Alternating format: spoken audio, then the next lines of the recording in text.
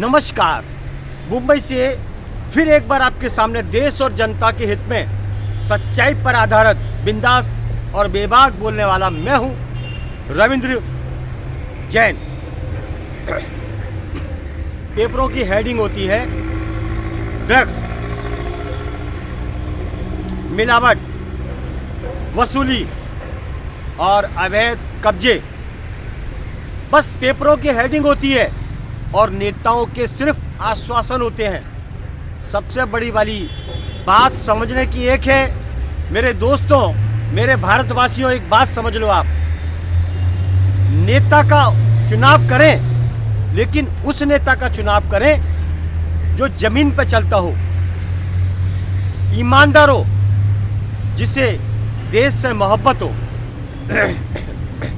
भारत में नेतागिरी एक धंधा बन चुका है, एक अड्डा बन चुका है अय्याशी का।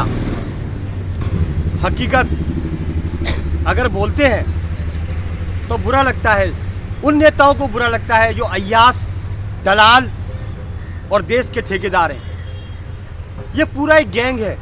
पक्ष और विपक्ष में बैठे हुए 99% जो नेता हैं, उनका एक ही एजेंडा है कि देश को नोच नोच कर खाओ, अय्याशी करो, और जो देश की ज़मीनें हैं उसको बेच दो औने पौने पर किसी भी व्यापारी को, और उससे मोटा माल ले लो।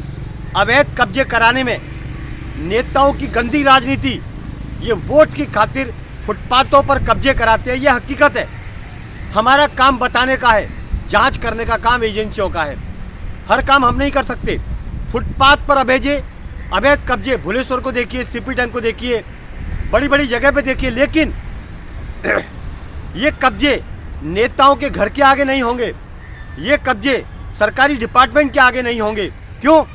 क्योंकि साठगांठ शासन और प्रशासन की मिली भगत से ऐसे अवैध कारोबार, अवैध कब्जे, ड्रग्स के धंधे, वसूली के धंधे, ये सब इनके हाथ नीचे, इनकी आंखों के सामने खुलेआम होते हैं, क्योंकि इसमें इनकी भागीदारी होती है। छोटा सा ये ड्रग्स का कारोबार बहुत बड़ा नहीं है, छोटा सा नेटवर्क है। मुंबई पुलिस के बारे में बोला जाता है कि मुर्दे उखाड़ लेती है ज़मीन में से, तो मेरी समझ में ये नहीं आता है कि ड्रग्स के कारोबार रोज़ पकड़े जा रहे हैं, लेकिन इसके ऊपर अभी तक पकड़ नहीं बनाई गई, और हमारे बच्चे, देश के लोग नशेड़ी होते जा रहे हैं। हमने आपको पहले भी बताया ये ड्रग्स का धंधा बंद होगा ही नहीं, क्योंकि इसमें शासन प्रशासन के लोग माल कमाने में लगे हैं। ये कड़वी सच्चाई है। देखते ही गोली मार देनी चाहिए, ऐसा कानून प्रावधान बने, इसमें फिर सरकारी डिपार्टमेंट हो या शासन प्रशासन के लोग शामिल हो, जरा सा भी सूत्र मिले, क्योंकि एजेंसियां बहुत सारी है और सबको पता है कि इसमें शासन प्रशासन के लोग मिले हुए हैं। मुंबई को गंदा कर दिया है। मुंबई में इतना पैसा आता है मुंबई बीएमसी के अंदर, फिर भी फुटपाथ टूटे हुए, क्योंकि ठेकेदार खाते हैं नेता से मिलके। फुटपाथ पर अवैध कब्जे, ये नेता और शासन प्रशासन इनसे हफ्ता खाते हैं और अपनी वोट बैंक की राजनीति से ये फुटपाथों पर कब्जा कराते हैं। यानी जनता से टैक्स लेते हैं, जनता से वसूली करते हैं, पैसा खाते हैं, फिर भी जनता को सुविधा नहीं दी जाती। तो ऐसे नेताओं को भगाया जाए, सीट से उतार दो। ये सेवक के नाम पर गुंडागिर्दी करने वाले शासन प्रशासन में बैठे हुए ज़्यादातर लोग हैं।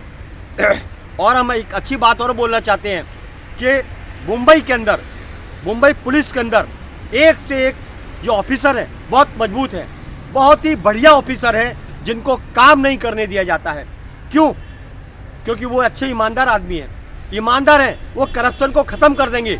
लेकिन सबसे बड़ी वाली बात ये है कि अगर पुलिस ने करप्शन को ख़त्म कर दिया तो नेताओं की करतूत और नेताओं के जो अड्डे हैं वो कैसे चलेंगे, नेताओं की अय्याशी कैसे पूरी होगी? ये है सच्चाई। मुंबई पुलिस में इतने ऊंचे मजबूत ऑफिसर हैं जो ड्रग्स को चंद घंटों में ख़त्म कर सकते हैं, गुंडागर्दी को चंद घंटों में ख़त्म कर सकते हैं, कोई भी अपराध हो उसे जीरो कर सकते हैं। यह है मुंबई पुलिस की ताकत। लेकिन क्या करें, यहाँ के चंद नेता, फुटकर नेता, दलाल नेता कुछ तादाद में ऐसे हैं जो अंकुश लगने नहीं देना चाहते, अपराध कम होना नहीं देना चाहते, ड्रग्स के धंधे बंद करना नहीं चाहते, क्योंकि सबसे बड़े अपराधी अगर कोई है तो 99% नेता और उनके नीचे के फंटर, जो चमचे तलवे चाटने वाले, इनको गोली मार देनी चाहिए जो ऐसे कारोबार में सम्मिलित हो। देश से गद्दारी एक ऐसा कानून है कि फांसी पर लटका देना चाहिए, ये बात हकीकत है। लेकिन यहाँ तो उन लोगों को परेशान किया जाता है जो आवाज़ उठाते हैं देश हित के लिए, करप्शन के खिलाफ। बहुत शर्म का विषय है कि हमारे देश का कानून अंधा हो चुका है और ऐसे लोगों को परेशान करता है जो आवाज़ उठाता है देश हित में। आपको रास्ते बताएगा ड्रग्स के कारोबार कैसे होते हैं। हर जगह कारोबार, ड्रग्स के कारोबार। फुटपाथ पर जो लोग बैठते हैं, चाहे वो लेडीज हो या जेंट्स हो, ये ड्रग्स के कारोबार में बहुत बड़े भागीदार होते हैं। अच्छा, कानून तो अंधा है, साफ पता है कानून को नीचे से ऊपर तक कि ड्रग्स के कारोबार में कौन कौन सम्मिलित है। उसके बावजूद माल आने दो, जनता को भाड़ में जाने दो। तो ऐसे नेताओं को, इन नेताओं के ऊपर देशद्रोह का केस धारण करना चाहिए, लगा देना चाहिए। मेरी माननीय कोर्ट से विनती है कि जब तक शासन प्रशासन की गंदगी 99% अगर सफाई नहीं हुई तो आम आदमी देश का घुट घुट के मरता रहेगा। ये बात एकदम सच है। जनता के टैक्स पर शासन प्रशासन की अय्याशी होती है, उनका घर चलता है, उसके बावजूद जनता को लूटा जाता है खुलेआम। ये लूट कब तक चलेगी और कैसे बर्दाश्त करते हैं हमारे ऊपर के लोग, हमें तो इस बारे में कोई जानकारी नहीं। लेकिन हम इतना जानते हैं, अगर देश का नेता योगी आदित्यनाथ जैसा होगा तो देश विकास कर सकता है, देश विश्वास के काबिल बन सकता है। आज स्थिति ऐसी है कि देश का नेता ही लुटेरा बन चुका है, अय्याश बन चुका है। इसीलिए ऐसे नेता का चुनाव करें जैसे योगी आदित्यनाथ।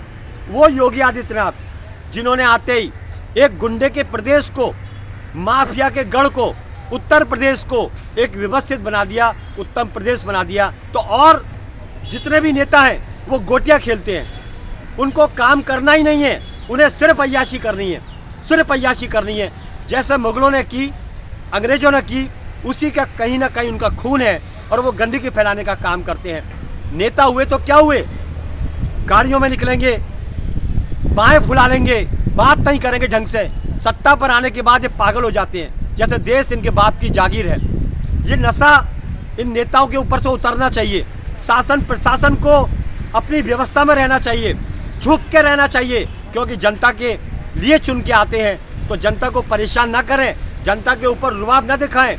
ये ज़्यादा दादागिरी, गुंडागिर्दी ज़्यादा चलने वाली नहीं है। ऊपर देर है, अंधेर नहीं है, बस इतना ही काफ़ी है। फिर आऊँगा देश और जनता के हित में सदैव तत्पर बात करने वाला। मैं हूँ रविंद्र जैन। जय हिंद।